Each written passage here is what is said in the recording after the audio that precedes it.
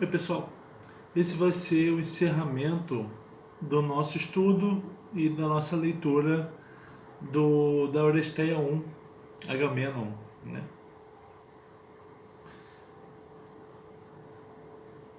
Já Torrano foi o tradutor e o comentador, tá? Dessa edição que nós usamos. Então, qual é o sentido dessa peça? Quais são os sentidos dessa peça?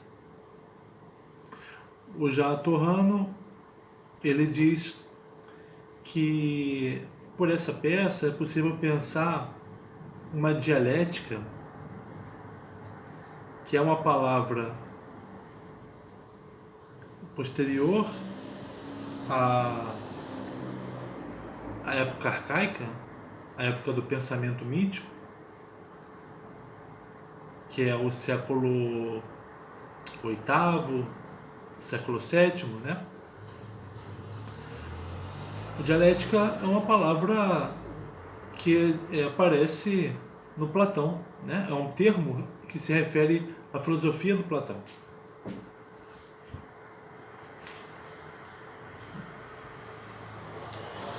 A dialética socrática é o método, é o método dele, é a característica do método dele, elenkos,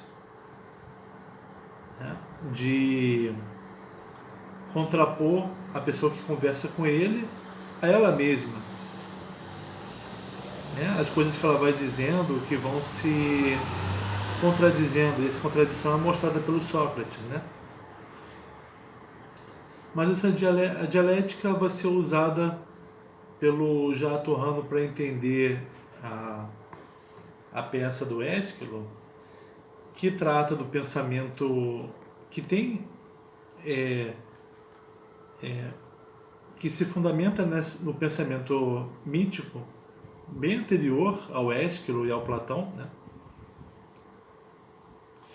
Isso para mostrar, isso tem a ver com o próprio momento de recepção dessa peça, em que se discutiu, né, e a peça mostra isso, as concepções de justiça vinda de Zeus, né, a Dike, concepções dela na polis, as diferentes concepções de justiça. Ela tem a concepção de Zeus, né, dos deuses, aí seguindo a hierarquia divina, a concepção dos numes. Por exemplo, o nome dessa peça são as Eríneas, né? O terceiro nível da escala divina são os heróis, também com sua concepção de justiça. E também a concepção de justiça dos cidadãos comuns, né, que compõem o coro. A peça então mostra essa bagagem do pensamento mítico, nessa trinca divina, em diálogo com a democracia ateniense do século V, né? O herói, ele ainda tem, o herói nessa peça, os heróis são os reis, Agamenon e Clitemnestra, que tem, por serem rei e rainha, tem uma concepção de política aristocrática e uma concepção de justiça heróica, né? Eles justificam aquilo que eles fazem se dizendo suportes das divindades, né? E a concepção de justiça, em contraponto a essa justiça democrática, que aparece pela boca dos anciãos que compõem o coro, né?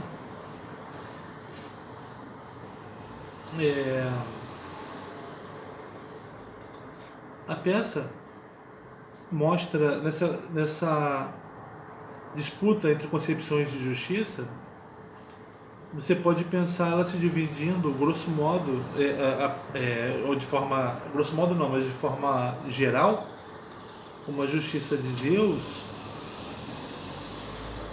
e dos demais deuses, né? Apolo, que participa também, é chamado pela Cassandra. Justiça essa que tem a ver com uma concepção de participação no ser,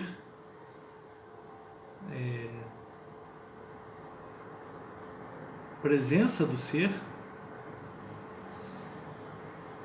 porque uma justiça que vigora na terra e no céu, né, que são os âmbitos do ser, a esfera do ser. Isso em contraposição com a ideia de justiça representada pelas fúrias, pelas eríneas, que habitam o palácio, que são filhas da noite, que é subterrânea. Portanto, que diz respeito ao âmbito do não ser. Então, nós estamos vendo aí uma disputa entre uma concepção de justiça que está ligada à participação do ser e uma concepção de justiça que está ligada à privação do ser. Isso, a diferença entre uma e outra é total.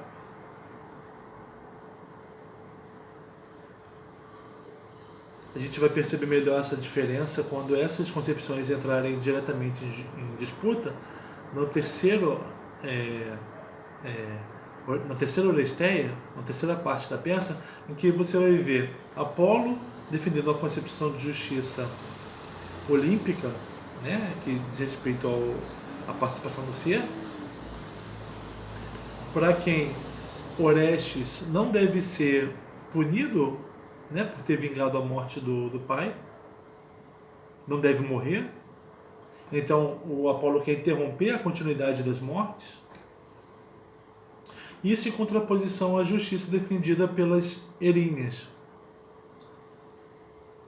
que por fazerem parte do âmbito do não ser, elas querem a morte daquele que matou a mãe, mesmo que seja para vingar o pai. As eríneas querem a continuidade do derramamento do sangue. Então essa contraposição entre a justiça olímpica, quitônia, referente à participação do ser e referente à privação do ser, isso a gente vai ver nas três peças, na Oresteia 1, 2, 3, né?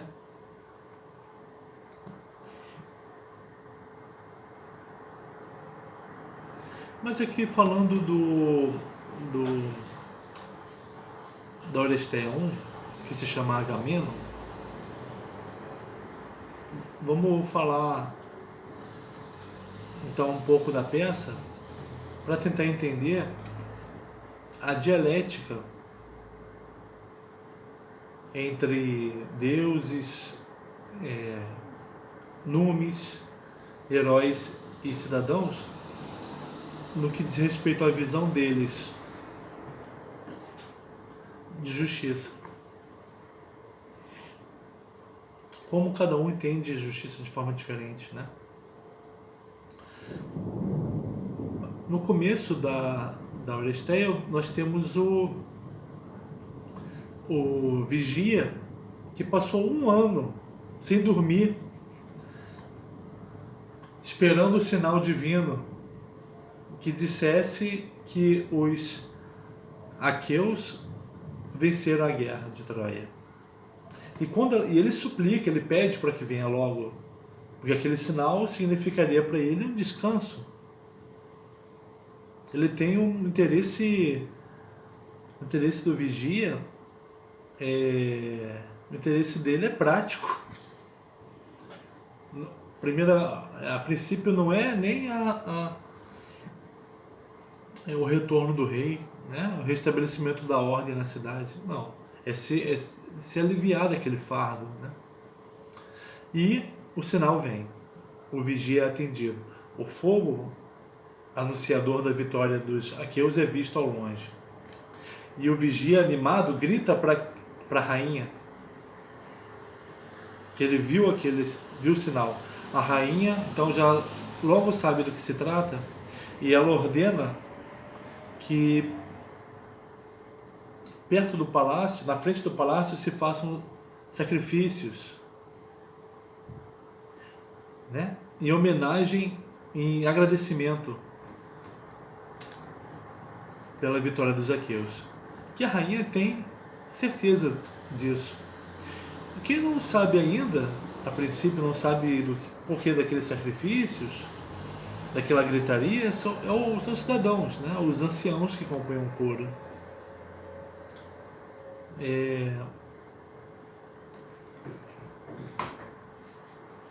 Eles só vão saber quando a rainha vem e diz isso para eles, né? O que aconteceu. Aí eles, que antes da presença da rainha vir falar com eles já estavam pensando sobre a situação atual da cidade. Nós estamos nessa cidade sem o rei. Nesse palácio tem a rainha. Como que nós vamos ficar? Qual vai ser o nosso futuro? Os anciãos estão... a verdade é distante para eles. Eles só não estão pior do que os heróis, do que a rainha e o rei, porque eles se consideram sabedores da verdade. E não sabem. O coro não sabe do que vai acontecer. Ele começa a lembrar do momento em que a expedição dos aqueus ia sair de lá, de Argos, em direção a Troia, e veio um sinal divino. Eles relembram o coro, né?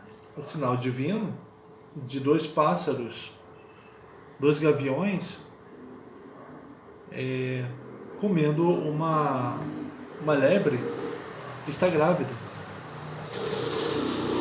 E o coro também relembra as palavras do adivinho militar, porque acompanhou a expedição, interpretando aquele sinal divino, dizendo que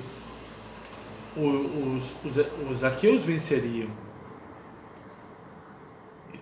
Então é uma interpretação favorável, mas eles comeram uma lebre grávida. Quer dizer, essa vitória ela vai ultrapassar os limites. Agamenon e seu exército vão fazer coisas que vão ultrapassar o limite do que eles poderiam fazer.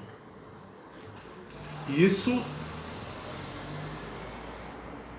trará consequências negativas, consequências ruins para eles. O coro, então, ao relembrar isso, fica preocupado. E quando ele vê a rainha, então, falando da vitória dos aqueus, e ela diz também que que mais coisas ruins acontecerão ao exército, podem acontecer ao exército,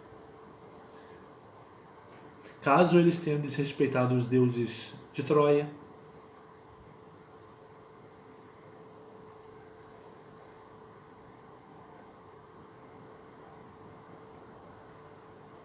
Um certo sangue derramado pelo Agamenon pode cobrar justiça.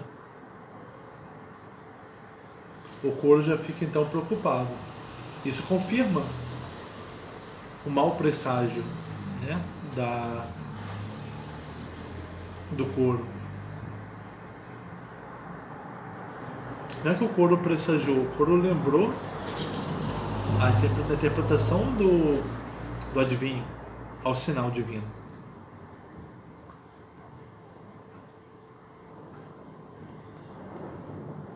Aí o Coro então finalmente entende aqueles sacrifícios e ele entende, mas ele então ele começa a ter ele relembra, ele começa a pensar que o rei, ele sentindo-se representante de Zeus, da justiça de Zeus, indo até Troia punir Paris, que raptou não, né? Que enamorou-se, pegou para ele a esposa do irmão dele, Menelau. Agamenon se sente representante da justiça divina, justiça de Zeus, para punir um crime de Paris, mas ele mesmo, Agamenon, fez crimes equivalentes, sendo impiedoso, sendo com os deuses da cidade de Troia e arrasando Troia, matando os troianos, né? Então o Coro fica preocupado.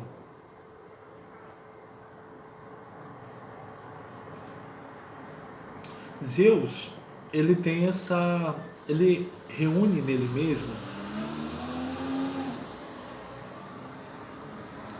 as divindades olímpicas e a justiça olímpica e as divindades, os numes subterrâneos e a justiça subterrânea octônica.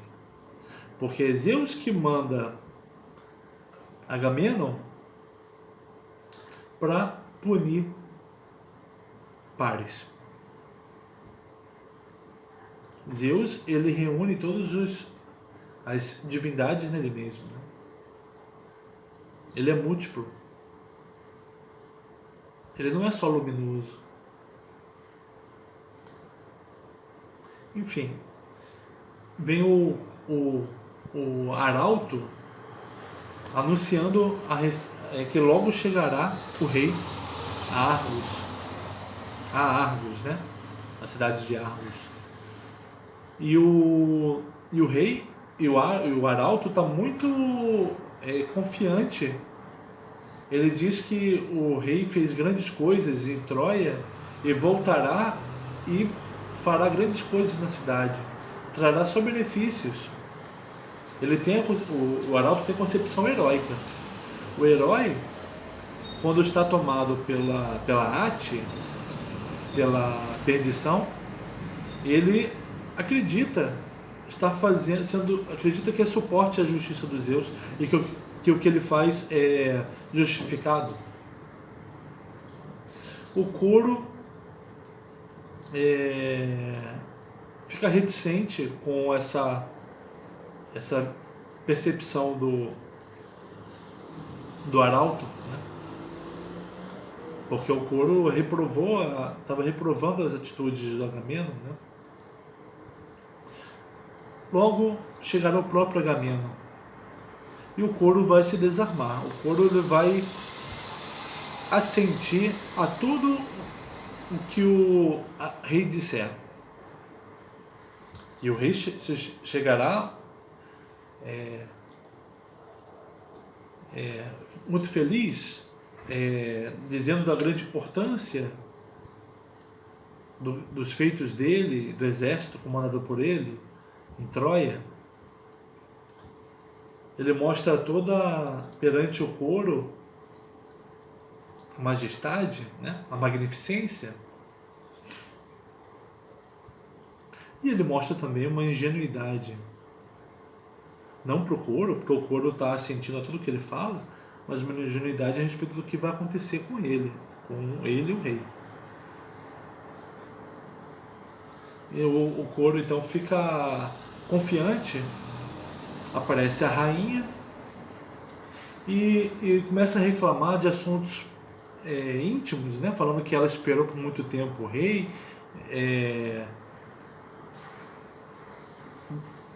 falavam para ela que ele estava morto e ela ficou perturbada por causa disso. E ela então estende um tapete púrpura, levando o veículo que trouxe o rei até o palácio. uma tapete púrpura como se fosse um rio de sangue. Olha o que então a rainha está mostrando. Ela mostra mostra coisas explicitamente e outras coisas implicitamente. Ela tem uma profunda ironia.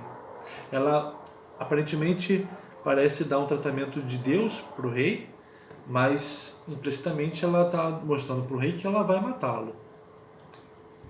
E o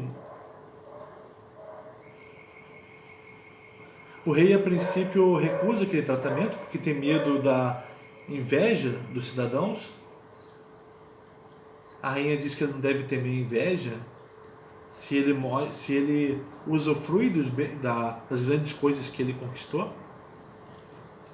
Então ele aceita e se deixa enredar pela rainha, que vê tudo correr conforme ela planejou. Aí quando o rei segue pelo tapete púrpura, aí o couro vê ali a confirmação do mau presságio. Meu Deus, a coisa não vai dar certo. Ela vai fazer alguma coisa contra o rei.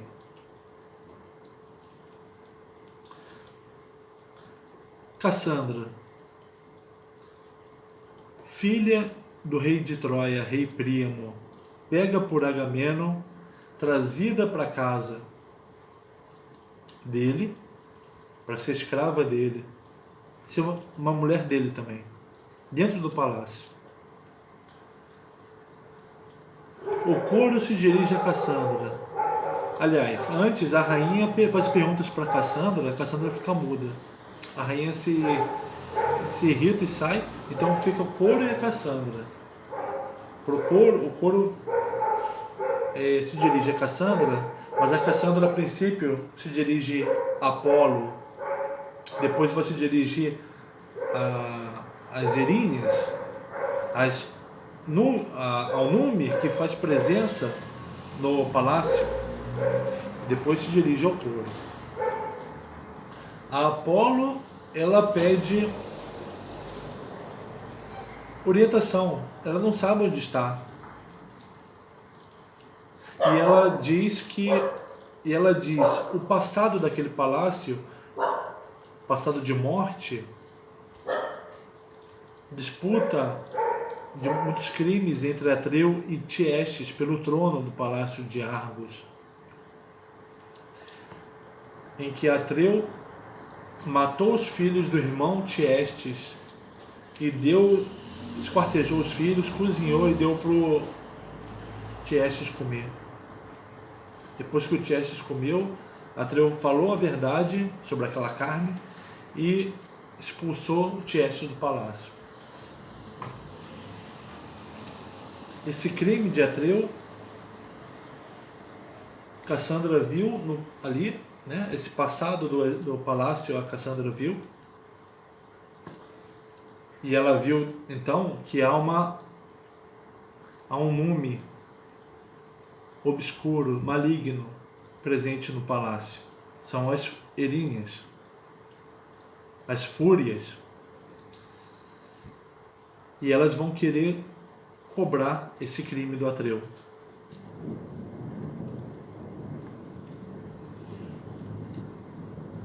E esse crime do Atreu vai ser cobrado pelo Agamenon. E Agamenon fez mais crimes em Troia, matando os troianos, né?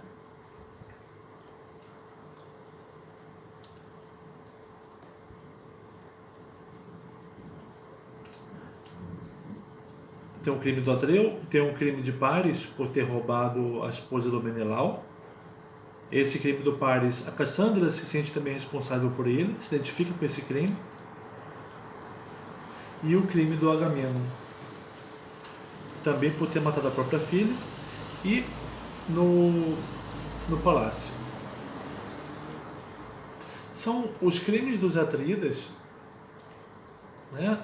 Da morte do crime do Atreu, Agamenon que matou a própria filha, Isso diz para Cassandra que as Erinias estão presentes no palácio. E a Cassandra se identifica com o crime feito pelo irmão dela, por ter roubado Helena. E que ela própria, Cassandra, tem que pagar por isso também. Não só sua cidade, não só Paris, como a própria Cassandra entende que ela tem que pagar por isso. Mas ela fala isso tudo ao coro, né? O coro não quer aceitar, o coro reconhece que ela está certa em relação ao passado do palácio, mas não quer aceitar o porvir, né? A previsão. A Cassandra pede, ela vê que ela própria morrerá em breve, e ela pede ao sol que puna aquele que matar ela.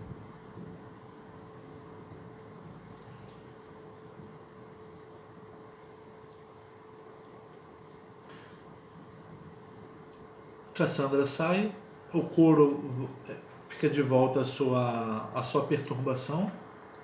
Inclusive ele pede ajuda a Zeus para apaziguar o seu espírito, né?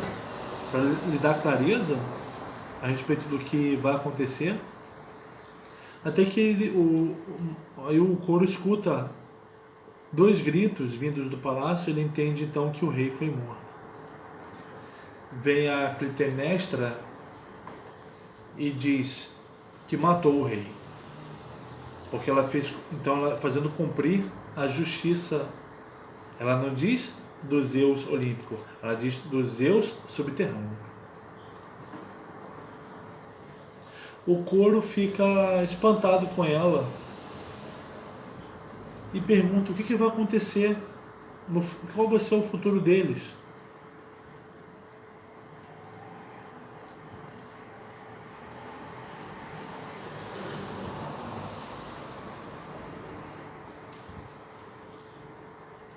A rainha diz que eles vão ser governados muito bem. O coro tem medo da tirania se instalar na cidade. Vem o Egisto, sobrinho do morto Agamenon, amante da rainha, que com ela matou o rei e a Cassandra. E o Egisto vem também afirmando ter matado e afirmando também uma justiça tribal, dizendo: eu matei aquele que cometeu aquele crime terrível contra meu pai, e expulsou meu pai e os seus filhos todos, inclusive a mim, do palácio. Eu voltei apenas para retomar o trono, que de direito era do meu pai. Uma ideia de justiça tribal, que por ser vingativa, se vincula à justiça subterrânea, né? E assim acaba a peça. Aí você vê que os cidadãos, eles são ignorantes a respeito do que vai acontecer, e eles se orientam pelo que os adivinhos dizem, pelo que o que os reis dizem é duvidoso, porque eles se ufanam de serem representantes dos deuses, né? Tem um nível de conhecimento também dos próprios adivinhos, que muitas vezes é negado pelo coro, né? Mas é sempre levado em consideração por ele. Tem o nível de verdade detido pelos heróis, o rei e a rainha, que, por serem tomados pela híbris, pela desmedida, que é uma das filhas da noite, junto com a perdição, a Ate, né? E as Eríneas, né? Por serem tomados pela perdição, eles não sabem o que estão dizendo.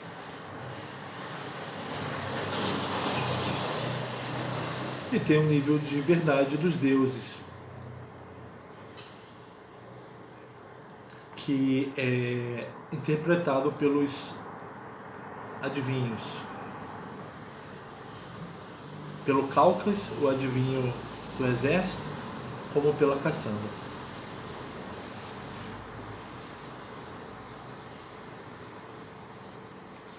Então vamos ler o finalzinho da história?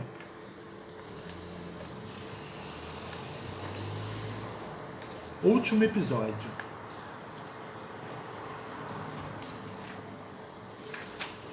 Fala Egisto.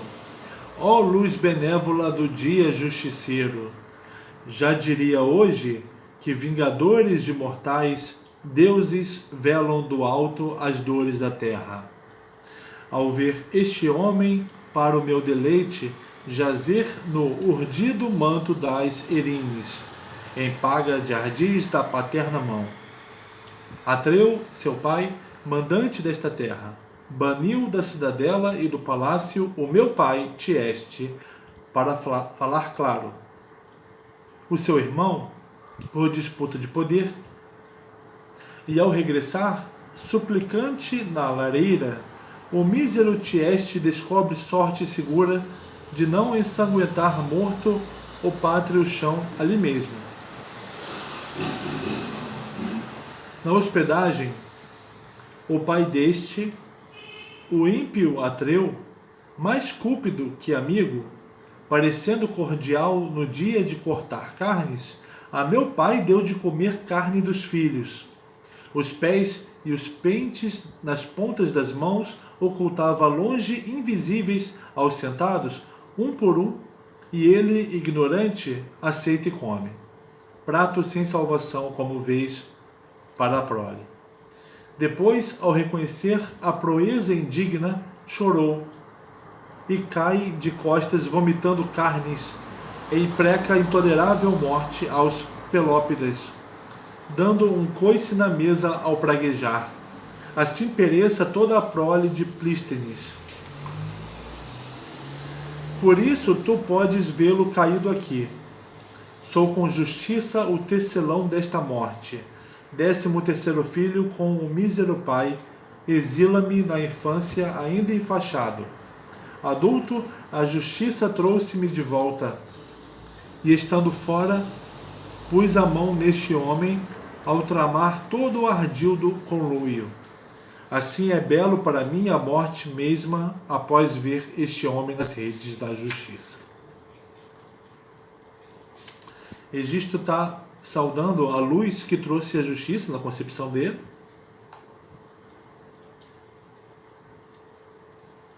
Que para ele a justiça é a vingativa, né? Vingadores dos mortais. São os deuses que velam as dores que ocorrem na Terra.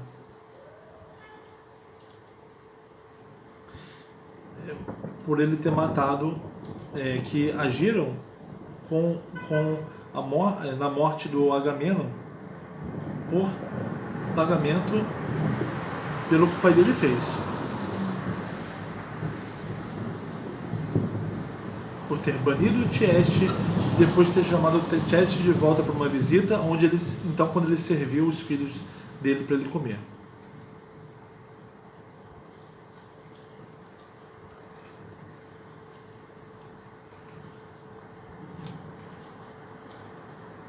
E quando o Tieste ficar sabendo o que ele está comendo, ele amaldiçoa a descendência dos Pelópidas, porque o Atreu é descendente dos Pelópidas. Ele é um Pelópida, né? Ele é descendente de Plístenes. E ele diz, né? Sou com justiça o tecelão da morte. Ele afirma isso, ele se ufana disso, né? e diz na infância dele como ele saiu quando era bem pequeno e a justiça trouxe ele de volta. Ele se sente o portador da justiça, né? Coro. Egisto, não venero soberbia de malfeitores. Dizes, mataste de bom grado este homem e tramaste a sós esta deplorável morte. Digo, com justiça não livrarás tua cabeça de pétreas pragas do povo, bem o sabe. O coro está dizendo que ele não é a favor da soberbia. E que da soberbia de quem tramou a morte do homem. E de quem pagará por ter matado. A própria justiça que o Egisto diz ser representante, de quem ele diz ser representante, vai pegar ele.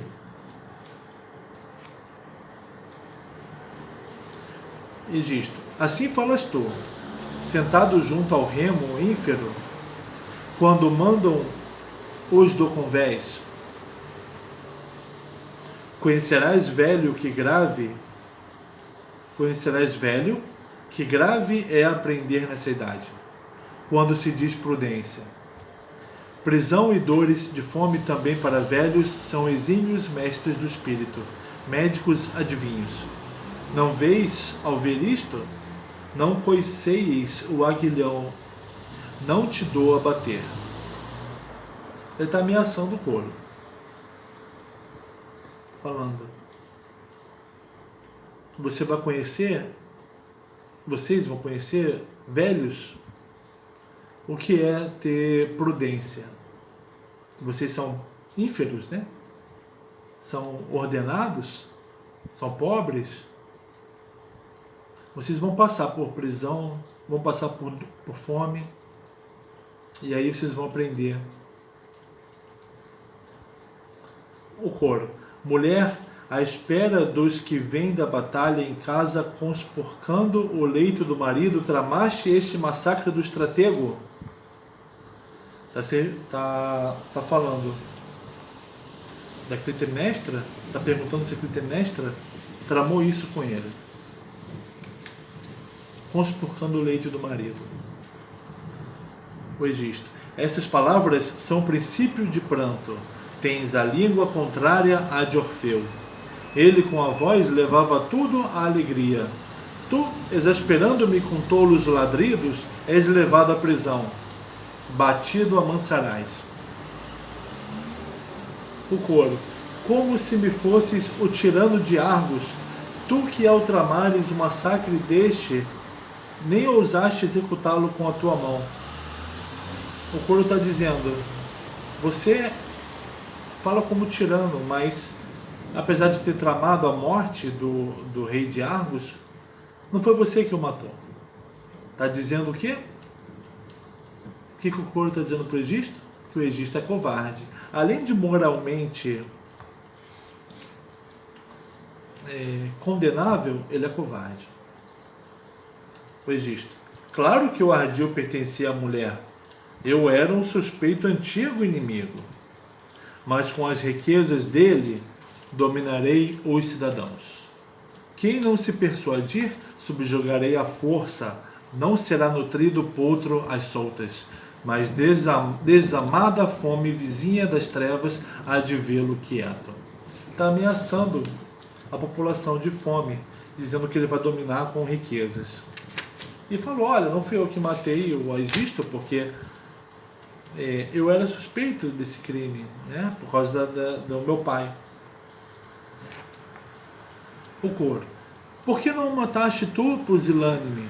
Tu mesmo. Por que junto à mulher, poluência do país e dos deuses pátrios, o matou? Orestes Algures vê a luz. Há de regressar com próspera sorte e vitorioso matar a ambos os dois. O coro está dizendo que o filho de Agamenon vai voltar para se vingar. O Egisto. Se pensas assim, fazer e falar, logo verás. O coro. Eia, minha guarda, não tarda a ação. Eia, empunha a espada, preparados. Então ele ameaça ali de atacar o coro. Impunho também, não recuso morrer. O Egisto. Não dizes morrer? Seja, aceitamos a sorte. Ele ia atacar o coro quando aparece a Clitemnestra. Não, querido, não façamos novos males. Até isto é muito a colher, mísera safra. É demais a dor. Não ensanguentemos. Ide, anciãos, a vossas casas. Não sofrais por vossos feitos. Era devido o que fizemos. Olha, falando como uma rainha, né? Vá para casa. Isso aqui é assunto dos nobres, tá? Vocês são apenas o povo.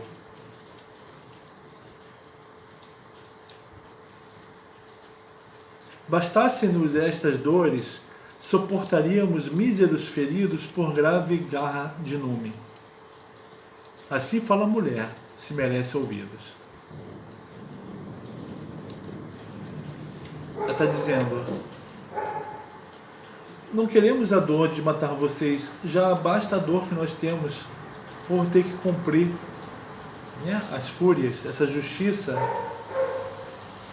Egisto, mas colherem-me assim flores de língua vã e lançarem tais palavras a tentar o nome?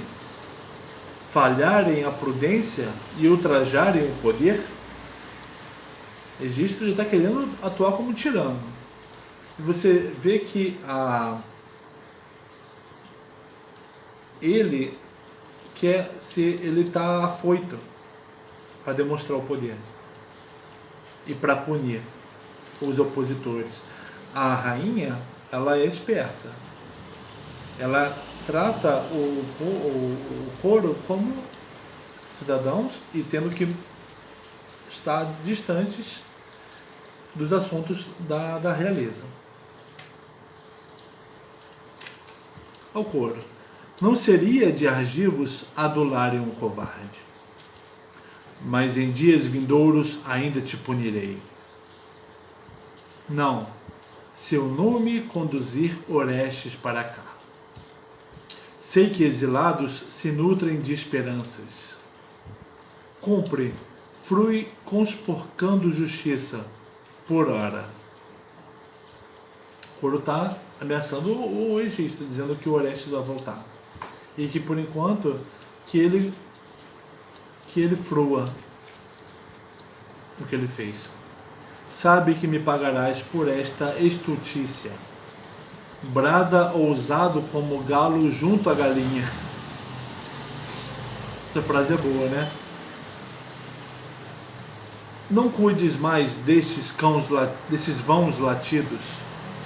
Eu e tu no poder, bem disporemos do palácio. Aí a rainha então já soltou o verbo, falou que o que os cidadãos falam são vãos latidos. E afirmou que eu e tu no poder. Afirmou que agora o poder são dos dois. Assim acaba Oresteia 1. Então até a próxima.